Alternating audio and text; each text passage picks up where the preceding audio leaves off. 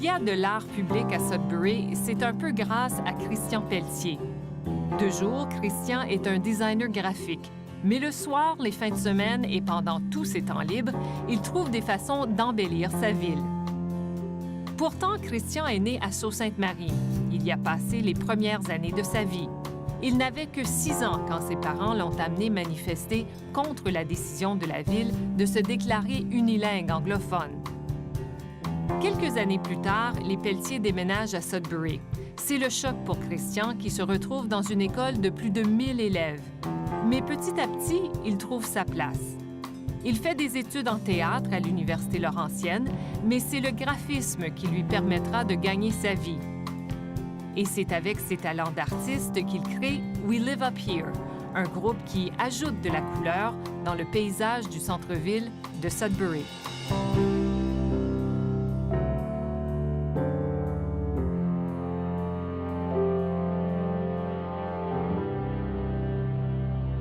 Christian Pelletier, bonjour. Salut, c'est bon.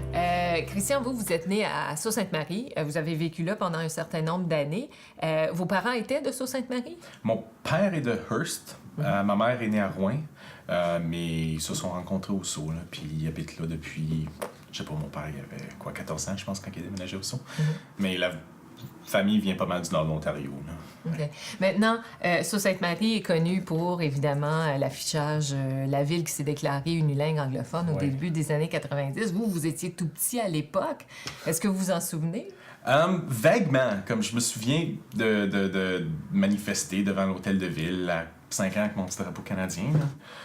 Mes parents nous ont un peu... ils nous ont pas donné trop de détails quand on habitait au Sault. Je pense que c'était assez sensible aussi, puis ils voulaient pas trop nous emmerder dans cette politique-là. Mais c'est en déménageant à Sudbury, c'est là que j'ai commencé à faire un petit peu plus de recherche. Il y a un super bon livre, j'oublie c'est quoi le nom, qui a été écrit justement sur toute l'histoire de Joe Fratesi, le maire à l'époque. Puis je me souviens d'avoir lu ça, puis d'être comme choqué. C'est un livre qui a été écrit par un anglophone qui prenait la position des francophones dans cette affaire-là, puis c'est là que j'ai vraiment plus compris l'envergure politique de cette bébête-là.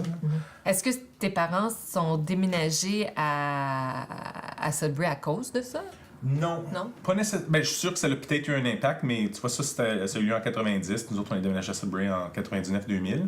Mais non, je pense pas que ça a eu un impact direct. C'est sûr que comme on approchait l'âge jusqu'à OK, là, on va commencer à penser à l'université bientôt, au secondaire pour les jeunes. Puis moi, ça faisait comme, depuis la maternelle que j'étais dans la classe avec les mêmes 3 gars, là, fait que je pense que mes parents ils voulaient qu'on ait la chance d'évoluer un petit peu plus aussi, là. Alors, tu es arrivé à Sudbury à l'âge de 13 ans. Bon, j'imagine que c'était presque le secondaire. Ouais. Est-ce qu'il y avait plus que 3 gars dans ta classe? J'étais parti au collège Notre-Dame, là, où il y a comme 1000 étudiants, là, fait que... non, il y avait pas mal plus de monde, là. C'était un petit peu le choc culturel, mais ça, je pense que ça m'a fait du bien, là. J'étais tellement content de quitter le Sault, là. C'était weird, je sais pas. T'aimais pas ça là-bas? Je me sentais pas moi-même. C'était drôle comme place. Là. Je me souviens en débarquant à Sudbury, là, j'ai eu comme la réflexion, je suis comme, OK, minute, là, comme au Sault, là, je faisais semblant d'aimer le football, juste pour comme fit in avec les autres gars en classe, puis tout ça. Puis en débarquant ici, j'ai juste dit, wow, ça arrête là, comme, je vais être qui j'ai le goût d'être, puis je vais prendre ma place, puis that's it, là. Puis t'as eu le goût d'être qui en arrivant ici? Oh, je suis encore en train de le figurer, celle-là. Je sais pas. Je me suis impliqué au niveau culturel, en musique, dans les arts. J'ai le goût de brasser des affaires, de changer des choses, puis de rêver un petit peu, puis de faire du bien. Mais qu'est-ce que tu as découvert en arrivant ici comme jeune de 13 ans? Ben, j'ai découvert une communauté qui est très active, comparée comme communauté francophone qui est très active. Là, comme en grandissant sur Sainte-Marie, là, c'est... Il y a pas bien du monde, là. Ça se passe à la messe, puis ça se passe à l'école. C'est plate, ça. C'est très plate, ça. C'est pas une vie culturelle, ça. C'est une survie culturelle. Fait que pour moi, de déménager à Sudbury, c'était la découverte d'une vraie vie culturelle, de pouvoir aller à des spectacles hors école, de pouvoir rencontrer du monde dans des cafés, de pouvoir lire la poésie de Patrice Desbiens dans un petit bar au centre-ville. C'était ça. Pleine évolution culturelle, qu'est-ce que tu as trouvé? Qu'est-ce qui t'a accroché au niveau culturel ici? Ce qui m'a accroché au niveau culturel, je pense, c'est vraiment c'était comme l'envers de la médaille, parce que t'as comme... Oui, t'as les spectacles, t'as la nuit sur le temps, t'as les festivals, puis tout ça. Mais ça, c'est des choses qu'on connaît déjà. Ça, c'est des choses qu'on connaît déjà, mais il y a... je veux dire, comme la contre-culture, tu sais. Pas nécessairement complètement contre-culture, je parle pas des gros rebelles puis tout ça, mais d'aller à, je sais pas, Mountain Stock qui se passait dans le temps. Puis ça se passait dans la cour de Normand Renault qui travaillait à Radio-Canada dans le temps. Il faisait un party une fois par année. Puis c'était dans sa cour, c'était au centre-ville ici. Puis moi, je débarque là à 16-17 ans, un ami qui m'a dit « Oh, tu viendras voir cette affaire-là. » Puis là, il y a Patrice Desbiens qui monte sur scène pour réciter de la poésie. Un jeune Antoine Tremblay-Beaulieu qui est en train de jammer avec Robert Poisson puis toute la gang. Puis je découvre comme une scène culturelle que je connaissais pas dans les livres à l'école. Qui faisait pas partie des clichés franco-ontariens. Là. Je débarque là, puis je découvre comme du monde qui me ressemble, qui sont un petit peu off, mais qui sont cool en tabarouette. T'sais. C'est quoi pour toi des clichés franco-ontariens? Oh my God! Ouais, ça, je peux en parler pendant un bout. Je sais pas, je trouve ça tellement quétaine, la franco-ontarie, des fois, là, comme... Puis ça fait peu partie de mon processus. Je veux dire, j'ai commencé, j'étais bien impliqué dans la FESFO, j'ai comme grandi dans cette belle bête-là. Puis à un moment donné, j'ai juste eu un revirement parce que j'étais rendu allergique à notre place, j'étais rendu allergique à cette, je sais pas, industrialisation de la culture franco-ontarienne. Dans quel sens? Dans le sens de, je sais pas, les drapeaux à tout bout de champ, les tatouages sur le cœur, comme il y avait quelque chose qui résonnait pas chez moi. C'était très fake. Puis je voyais des groupes comme Swing qui débarquaient, puis que c'est le fun, ce qu'ils font, c'est tic, mais comme, qu'est-ce qu'ils disent vraiment? On est loin des textes profonds de Cano puis de Robert Dixon en train de revendiquer une culture... je sais pas, ouais, on est loin de cette effervescence culturelle-là où ce que tout est permis, où ce que les gens se permettent de rêver, où ce qu'il y a de la belle poésie, puis je pense que c'est un peu ça. Mais tout ça, ça date quand même du début des années 70. Est-ce qu'on peut transposer ça dans une réalité de 2000? Ben oui, il y en a plusieurs qui le font encore. Là. Je pense à Daniel Aubin, qui est un jeune poète de la région aussi.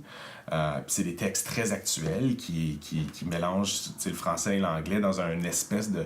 C'est une nouvelle langue. Là. C'est des néologirouettes qui appellent. Là, puis c'est super actuel. Puis quand tu parles à des jeunes ici dans la rue ou au centre-ville, puis tout ça, c'est plus que juste des rigodons. Il y a quelque chose de vraiment cool, de vraiment ancré dans l'identité culturelle de la région, parce que l'identité culturelle ici là, est pas strictement francophone, n'est pas strictement anglophone. Il y a une synergie entre les deux, puis on est parfaitement correct là-dedans.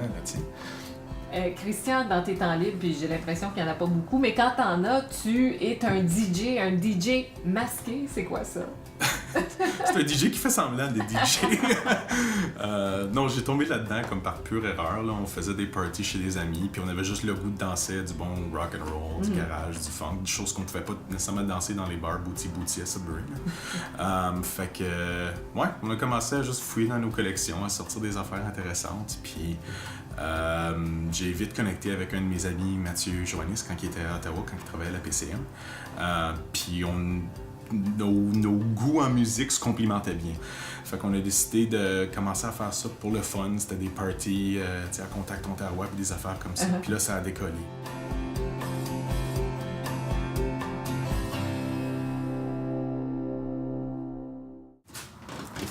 Du texte le corps, ça marche toujours. Texte le corps. Plancher de danse. Là. Salut les hippies! C'est pas vraiment de ta génération. Non, moi je suis ailleurs. Je sais pas, je suis né à la mauvaise époque. Mais, et ça marche quand tu joues du texte le corps dans un party? Ben ça dépend des tunes, là, mais non, ça marche pas mal toujours. Puis c'est ça, je fais des soirées comme avec les DJ masqués, là, c'est plus soirée franco. Mais quand je fais des soirées anglo, le texte le corps, ça marche toujours. Là, Qu'est-ce que t'as d'autre là-dedans? Parce que j'ai les habits jaunes. Ça, je connais pas. Ça, c'est le groupe, j'avoue que je connais pas. Ça, c'est plus groupe garage, rock and roll. Là. Encore, ça, c'est quelle année, ça le dit-tu, là? C'est fin années 60, début années 70, là. Les Sœurs des Sureaux. Les Sœurs des Sureaux chantent le rétro en plus, avec leur beau petit nœud papillon, là. Ouais, non, ça, c'est spécial, là, comme pochette. Là. C'est probablement ma pochette préférée. C'est-tu bon, par exemple, non, mais... mais c'est drôle quand même, là, tu sais, je me suis fait de temps en temps, là, c'est quoi? Do you Saint-Tropez? Do you Saint-Tropez? Je sais pas, ça a été fait en 84, mais ils font du l'année 60-70. C'était rétro en 84. C'est ça.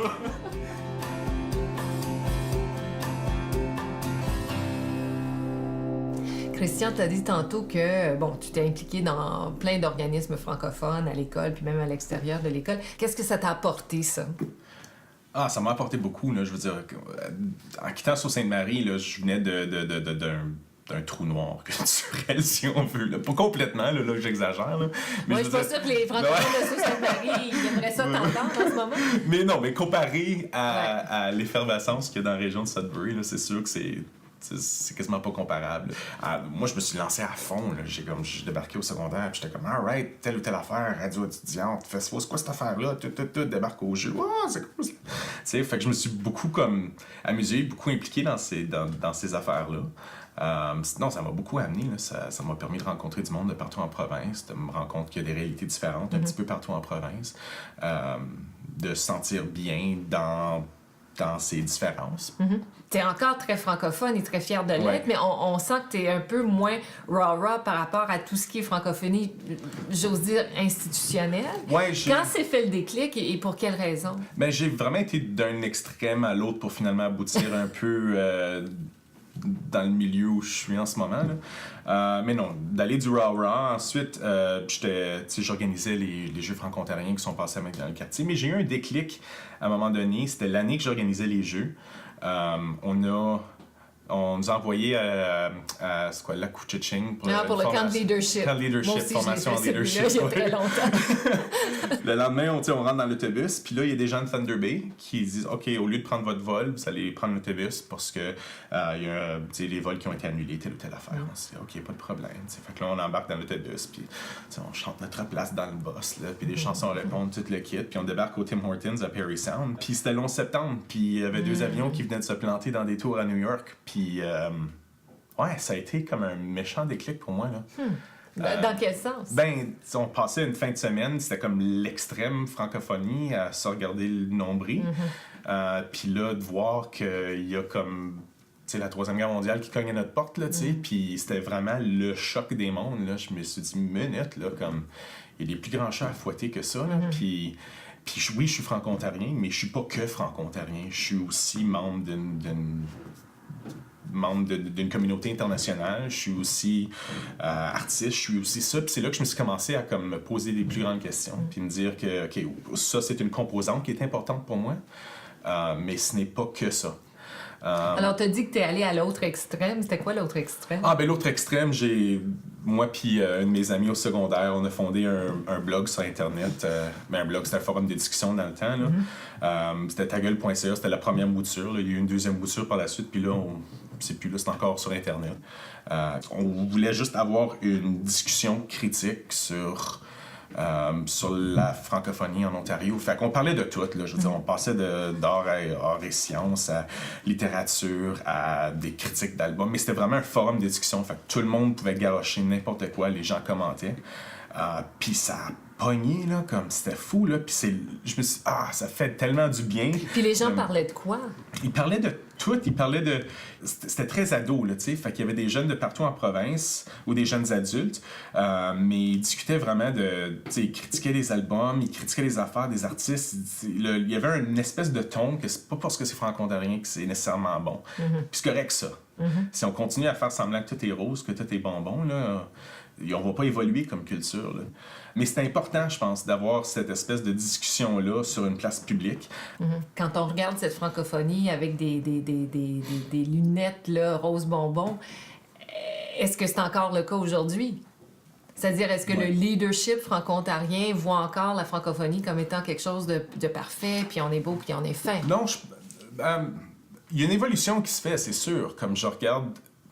je vais prendre la FESFO en exemple, juste parce que c'est un organisme avec qui j'ai beaucoup travaillé quand j'étais jeune, puis je connais encore des gens qui travaillent là.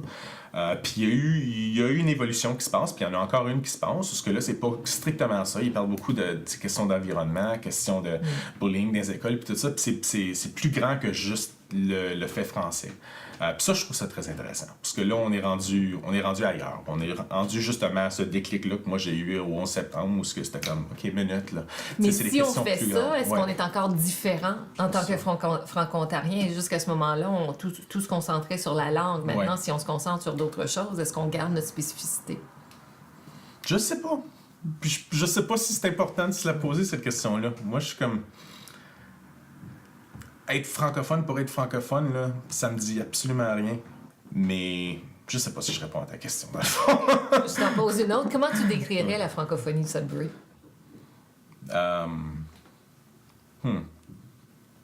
Ou est-ce qu'il y a une francophonie à Sudbury ou est-ce qu'il y en a plus qu'une? Ouais, je pense pas qu'il y a une francophonie à Sudbury. Je pense qu'il y a plusieurs échelons.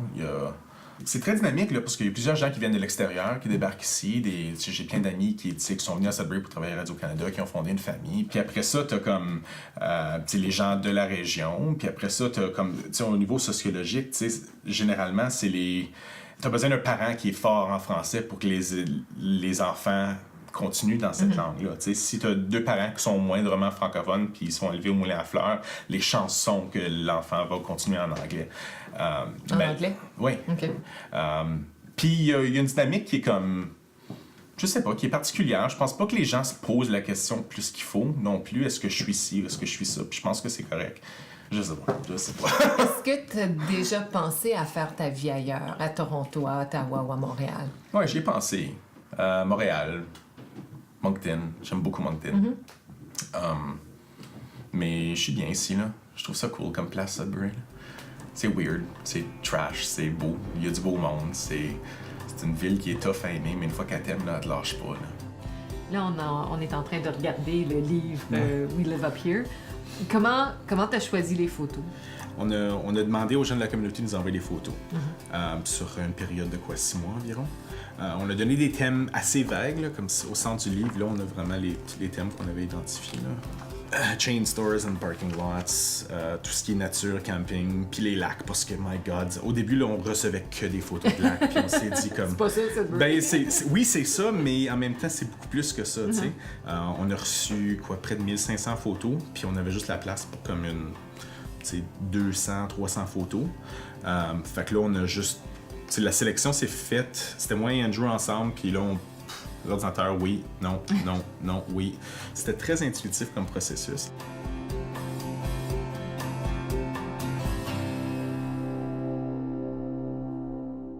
Quand les gens disent « Ah, Sudbury, c'est pas une belle ville, c'est plate, il n'y a rien à faire là-bas qu'est-ce que tu leur dis? Je veux dire qu'ils n'ont pas complètement tort de dire que c'est pas nécessairement la plus belle des villes.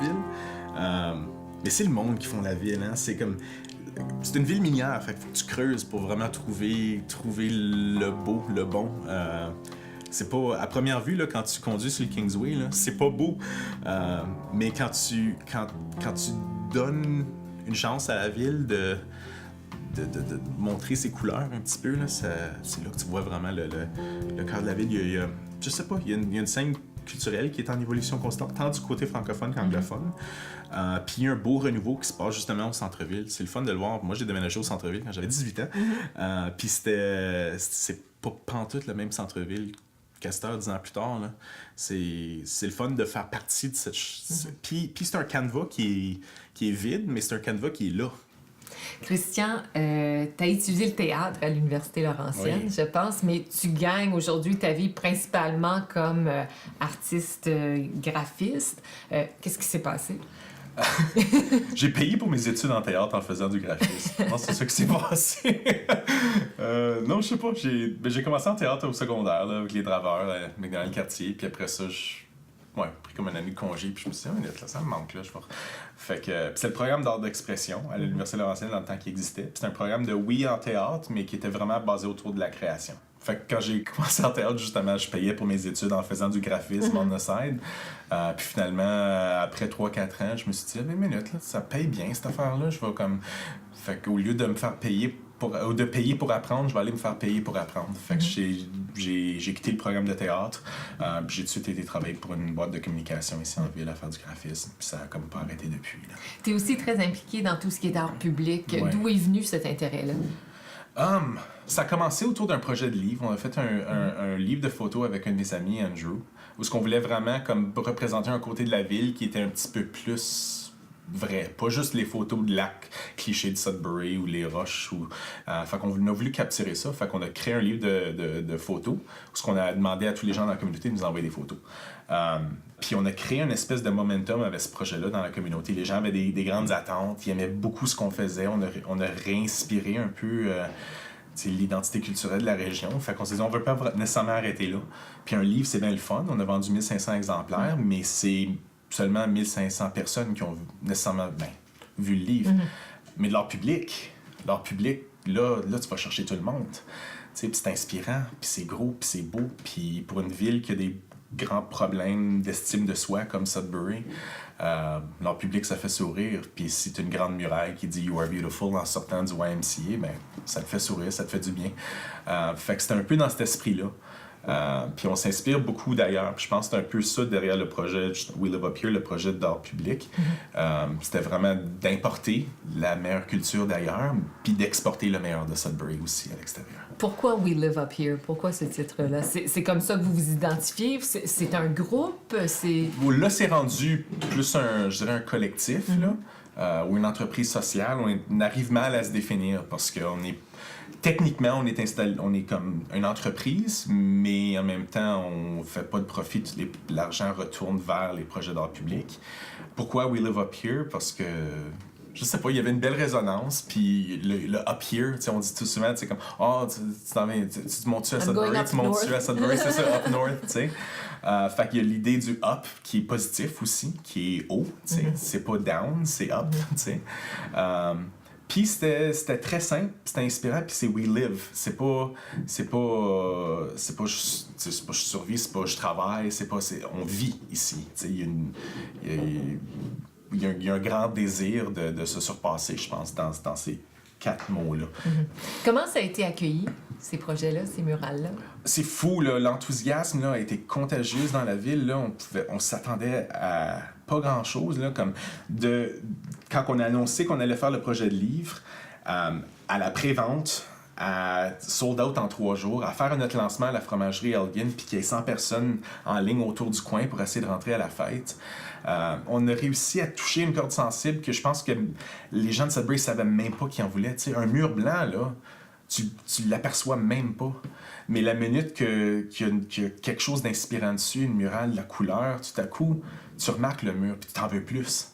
Puis quand il n'y en avait pas, les gens ne voulaient pas, puis ils ne savaient pas qu'ils en voulaient.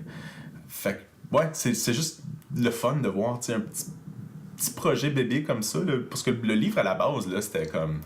On voulait l'aimer, Sudbury, parce qu'on savait qu'on l'aimait, puis on était tannés de chialer sur la ville. Fait qu'on s'est dit, OK, ben peut-être si on transfère un peu de cette énergie négative-là dans l'énergie positive, on pourrait en inspirer d'autres.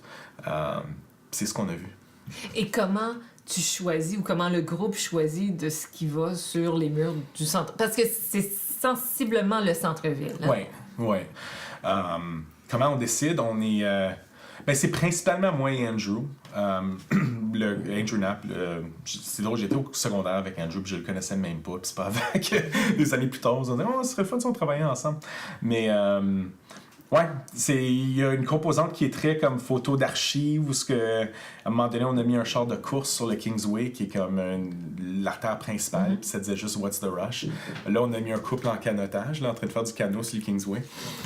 Il y a un côté qui est très quirk, on veut faire sourire les gens. Ouais, fait que, on s'amuse beaucoup avec l'histoire de la place aussi.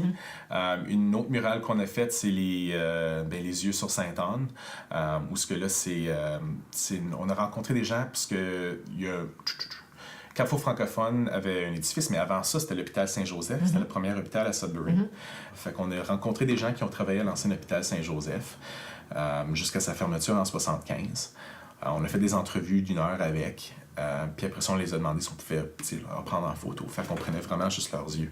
Fait que là, il y a comme 5 grandes paires de yeux là, qui longent le mur. Là. C'est comme noir et blanc. C'est très crisp. Fait que je pense un peu ça s'installe dans cette même... Parce que nous autres, on veut inspirer, oui, mais on veut que les gens aiment leur ville aussi. Parce que quand t'aimes quelque chose... Tu la gardes propre. Là, tu balayes ton trottoir. Si t'étais maire de Sudbury, même pas maire, si t'étais super riche puis t'étais mécène et que tu voulais faire quelque chose pour changer ta ville, améliorer ta ville, qu'est-ce que ce serait? Oh my God. Je me suis déguisé comme la mairesse pour Halloween. Elle l'a su, ça? Elle l'a su. Comment elle a trouvé ça? Là, elle en rit, mais elle n'en pas ri dans le temps, là. Je connais des gens qui travaillent pour elle, qui ont dit on a tout fait pour pas qu'elle voie la photo. Là. Parce que j'imagine que c'était pas très flatteur. Ah, ben, c'est une mairesse. Et je suis un homme. Fait que...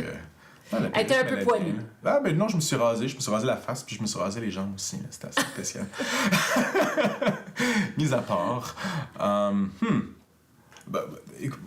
Leur public, là, je trouve ça inspirant. Je trouve que ça marche. Moi, je pense d'avoir vu des gens arrêter pendant qu'on travaille sur la murale juste pour nous remercier. Tu sais, c'est une chose de dire oh, it's looking good, mais de voir quelqu'un qui arrête pour dire thank you, merci, tu sais. Pour moi, ça a un impact réel dans sa communauté. Puis c'est pour ça que comme, quand les gens me demandent « Ah, tu vas te lancer en politique à un moment donné? » Non, je ne vais pas, parce que j'ai plus d'impact à faire ce que je fais tout de suite que si je serais en politique. Je pense, en tout cas. Christian Pelletier, merci beaucoup. Merci à toi.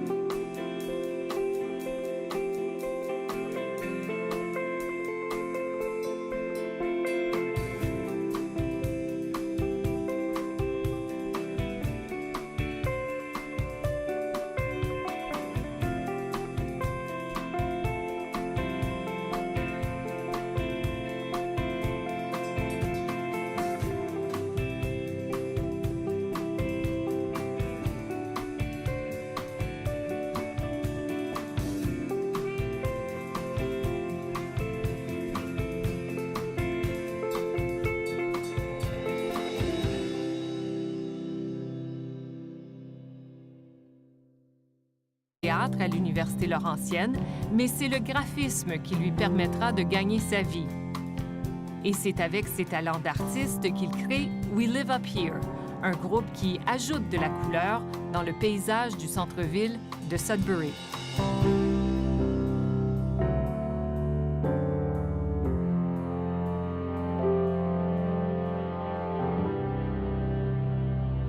Christian Pelletier, bonjour. Salut, c'est bon.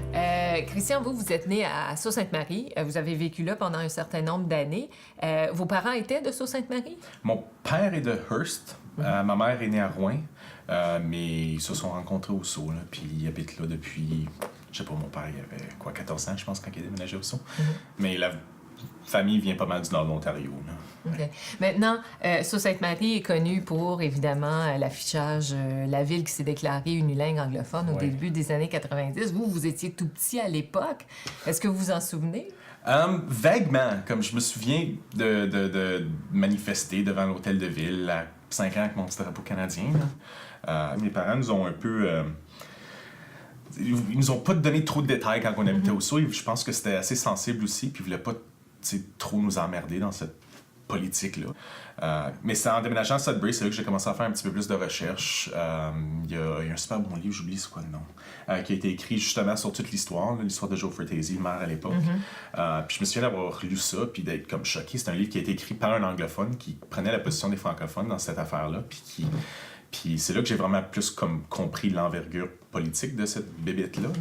Est-ce que tes parents sont déménagés à Sudbury à cause de ça?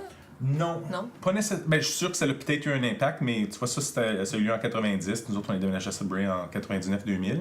Mais non, je pense pas que ça a eu un impact direct. C'est sûr que comme on approchait l'âge jusqu'à OK, là, on va commencer à penser à l'université bientôt, secondaire pour les jeunes. Puis moi, ça faisait comme, depuis la maternelle que j'étais dans la classe avec les mêmes 3 gars, là, tu sais. Fait que je pense que mes parents voulaient qu'on ait la chance d'évoluer un petit peu plus aussi, là. Alors, tu es arrivé à Sudbury à l'âge de 13 ans. Bon, j'imagine que c'était presque le secondaire. Ouais. Est-ce qu'il y avait plus que 3 gars dans ta classe? Je suis au collège Notre-Dame, tu sais, où il y a comme 1000 étudiants, là, tu sais. Fait que, non, il y avait pas mal plus de monde, là. C'était un petit peu le choc culturel, mais ça, je pense que ça m'a fait du bien, là. J'étais tellement content de quitter le Sault, là. Ah, c'était weird, je sais pas. T'aimais pas ça là-bas? Je me sentais pas moi-même. C'était drôle comme place. Là. Je me souviens en débarquant à Sudbury, j'ai eu comme la réflexion, je suis comme, OK, minute, là, comme, au Sault, là, je faisais semblant d'aimer le football, juste pour comme fit in avec les autres gars en classe, puis tout ça. Puis en débarquant ici, j'ai juste dit, wow, ça arrête là, comme, je vais être qui j'ai le goût d'être, puis je vais prendre ma place, puis that's it, là. Puis t'as eu le goût d'être qui en arrivant ici? Oh, je suis encore en train de le figurer, celle-là. Je sais pas, je me suis impliqué au niveau culturel, en musique, dans les arts.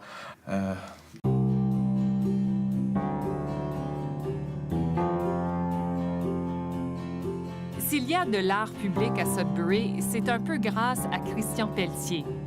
De jour, Christian est un designer graphique, mais le soir, les fins de semaine et pendant tous ses temps libres, il trouve des façons d'embellir sa ville. Pourtant, Christian est né à Sault-Sainte-Marie. Il y a passé les premières années de sa vie. Il n'avait que 6 ans quand ses parents l'ont amené manifester contre la décision de la ville de se déclarer unilingue anglophone. Quelques années plus tard, les Pelletier déménagent à Sudbury. C'est le choc pour Christian qui se retrouve dans une école de plus de 1000 élèves. Mais petit à petit, il trouve sa place. Il fait des études en théâtre.